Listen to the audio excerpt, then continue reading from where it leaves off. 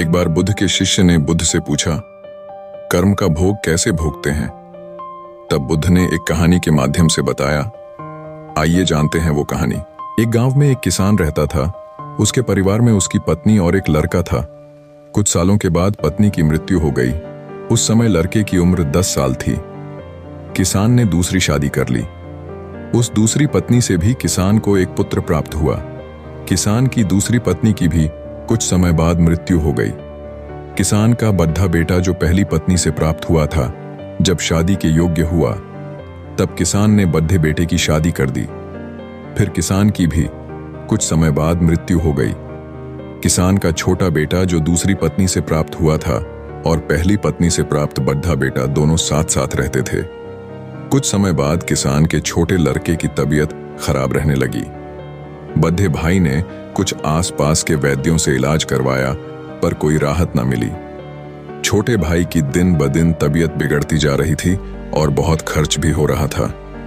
एक दिन बड्ढे भाई ने अपनी पत्नी से सलाह की कि यदि ये छोटा भाई मर जाए तो हमें इसके इलाज के लिए पैसा खर्च ना करना पड़ेगा और जायदाद में आधा हिस्सा भी नहीं देना पड़ेगा।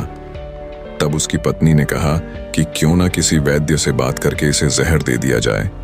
किसी को पता भी ना चलेगा, किसी रिश्तेदारी में भी कोई शक ना करेगा कि बीमार था, बीमारी से मृत्यु हो गई। बड्ढे भाई ने ऐसे ही किया। एक वैद्य से बात की कि आप अपनी फीस बताओ, ऐसा करना मेरे छोटे बीमार भाई को दवा के बहाने से जहर देना है। वैद्य ने बात मान ली और लड़का को जहर दे दिया और लड़के की मृत्यु हो गई। उसके भाई भाभी ने खुशी मनाई की रास्ते का कांटा निकल गया। अब सारी संपत्ति अपनी हो गई। उसका अंतिम संस्कार कर दिया गया। कुछ महीनों पश्चात उस किसान के बड्ढे लड़के की पत्नी को लड़का हुआ। उन पति पत्नी ने खूब खुशी मनाई। बड्ढे ही लाड़ प्यार से लड़के की परवरिश की। कुछ ही गिने वर्षों में लड़का जवान हो गया। उन्होंने अपने लड़के की भी शादी कर दी।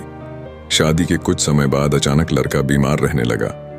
माँ बाप ने उसके इलाज के लिए बहुत वैद्यों से इलाज करवाया। जिसने जितना पैसा मांगा दिया, सब कुछ दिया ताकि लड़का ठीक हो जाए। अपने लड़के के इलाज में अपनी आधी संपत्ति तक बेच दी, पर लड़के का बीमारी के कारण मरने की कगार पर आ गया। शरीर इतना ज्यादा कमजोर हो गया कि अस्थि पिंजर शेष रह गया था। एक दिन लड़के को चारपाई पर लेटा रखा था और उसका पिता साथ में बैठा अपने पुत्र की ये दयनीय हालत देखकर दुखी होकर उसकी ओर देख रहा था। तभी लड़का अपने पिता से बोला कि भाई, अपना सब हिसाब हो गया, बस अब कफन और लकड़ी का हिसाब बाकी है, उसकी तैयारी कर लो।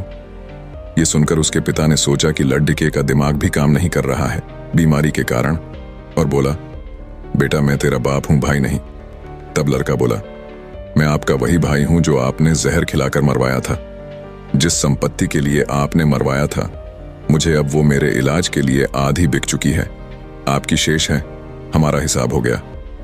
तब उसका पिता फूट फूट कर रोते हुए बोला कि मेरा तो कुल नाश हो गया, जो किया मेरे आगे आ गया। पर तेरी पत्नी का क्या दोष है जो इस बेचारी को जिंदा जलाया जाएगा? उस समय सती प्रथा थी, जिसमें पति के मरने के बाद पत्नी को पति की चिता के साथ जला दिया जाता था। तब वो लड़का बोला कि वो वैद्य कहाँ है जिसने मुझे जहर खिलाया था। तब उसके पिता ने कहा कि आपकी मृत्यु के 3 साल बाद वो मर गया था। तब लड़के ने कहा कि ये वही दुष्ट वैद्य आज मेरी पत्नी रूप में है। मेरे मरने पर इसे जिंदा जलाया जाएगा।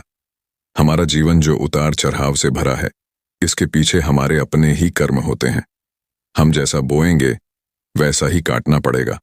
कर्म करो तो फल मिलता है, आज नहीं तो कल मिलता है। जितना गहरा अधिक हो कुआं, उतना मीठा जल मिलता है। जीवन के हर कठिन प्रश्न का जीवन से ही हल मिलता है।